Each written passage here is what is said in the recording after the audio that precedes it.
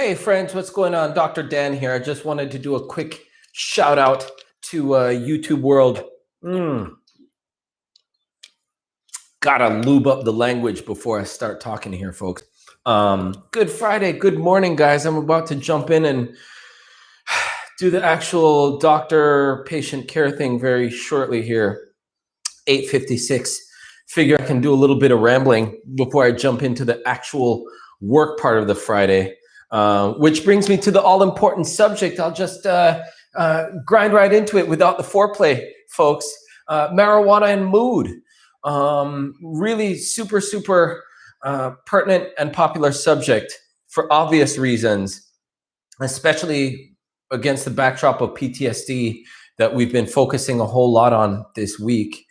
It's no surprise that, as much as we're focusing on mood in general, really specifically with PTSD, this patient population is a lot more susceptible to chronic depression, more susceptible basically to a lot of this other stuff. And how when people have PTSD and they have a bad day, oftentimes it can impact them a lot worse than someone who just might have maybe just seasonal depression, or someone who otherwise just might have a blue day. Everyone has a blue day where they're depressed.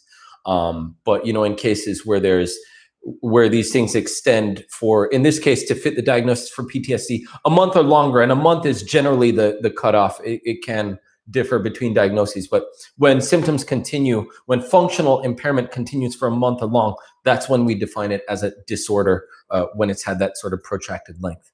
Morning, son of a king. Thank you again for joining. Very much appreciated. But yeah, as we dig in a little bit more into marijuana and mood, it's really with mood disorder in general in America being so pervasive. And I touched on the PTSD a little bit on the stats. At any given time, 8%, full 8% of Americans, 24 million, right, at any given time, having the DSM-5 diagnosis of PTSD. We dug into the clusters, the classification, the criteria, the diagnostic criteria a couple of videos ago. But yeah, with it being so pervasive in our society and quite frankly costing in the billions. I don't have numbers here in front of me. Maybe I'll grab that and get some of those numbers for you guys. But suffice it to say, I can hold it on good faith that treating mental health in America, the cost in general globally, in the billions, possibly more. Who knows?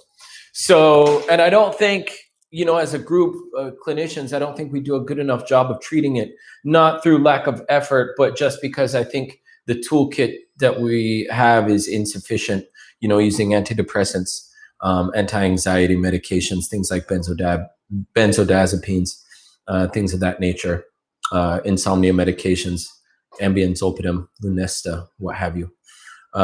We get decremental returns with those. And, when we talk about mood, the subject of being so pervasive, finding a practical and sustainable way of treating it where patients feel incentivized to take hold of their mental health, you're going to get increasing returns. So that's where I think the whole idea of marijuana is just super beautiful. It just fits. It's so easy. It's honestly a no-brainer. Not to be lazy in the physician application of science, but really this one's easy. If you compare pill medicine, what they're gonna a person who is having a real tough day for whatever reason, it could be a myriad of reasons that someone could be having a tough day and really not finding the momentum to get out of bed and face that day. Maybe the day that they have ahead of them might not feel so bright. Sometimes it's tough to grab even a little shred of hope. And people want to feel incentivized. And when they grab a pill and dunk it down with some water, they're just hoping, they're crossing their fingers that it's going to work. Anyone who takes these serotonin reuptake inhibitors, duloxetine, fluoxetine, what have you, everything that's in that family, and the SSNRIs like Effexor, venlafaxine, if some of you are on that, a host of other ones. Remeron, also known as mirtazapine. We're not going to go into the long laundry list, but there are so many of them. And that should be a clue and a half for you when there's so many different things that we're having to come up with to try and attack a problem. And we keep having to come up with this new pill and that new pill and this new magic pill and that new magic pill. You know that we're really just running in place as an industry to try and get our physician, medical industry to try and get our hands on this problem. So anyway, I think I've overstepped my time. I really would have loved to have dug into marijuana and mood and how it affects the limbic system in a positive way when done properly within that sort of healthy microdosing range. As a lot of you folks, I'm a big fan of balanced entourage microdosing. I know that's a mouthful to say on Friday. You guys can go ahead and get yourselves loaded up and medicated up. The entourage effect is part of the big win that you get when you treat mental health sensibly, okay, with marijuana. And I think the key word here is sensibly, and I think that's where there's a lot of miscommunication between a lot of people that are looking in on this idea of using marijuana as medicine. And I think, using proportions properly and being sensible in terms of our dosage that we're using for each patient case, and looking at everything very carefully, things, will get better results. So, smart dosing, folks, it's still important. Okay, so I invite you guys to just look at, I made a pretty decent blog on dosing, so you guys can check it out. But 5 milligrams, guys, I'll just give it to you. 5 milligrams inhaled per sitting is what you're looking at. Best if you get it from a dry herb vaporizer, guys. Look out for your lungs.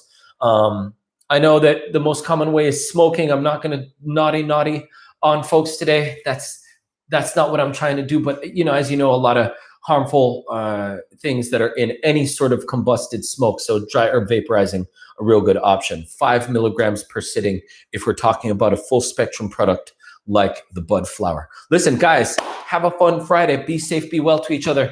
Always nice talking and catching up to you guys. Like and subscribe, hit that bell. Go ahead, listen, if you guys have questions, feel free to hit me up. It's always nice to answer questions and give you guys the information that you're looking for, apart from me just rambling on, as much fun as it is for me. But always nice talking to you guys. Let's talk again soon. You guys have a happy and safe weekend. Be well to each other. All right, bye. Dr. Dan, out.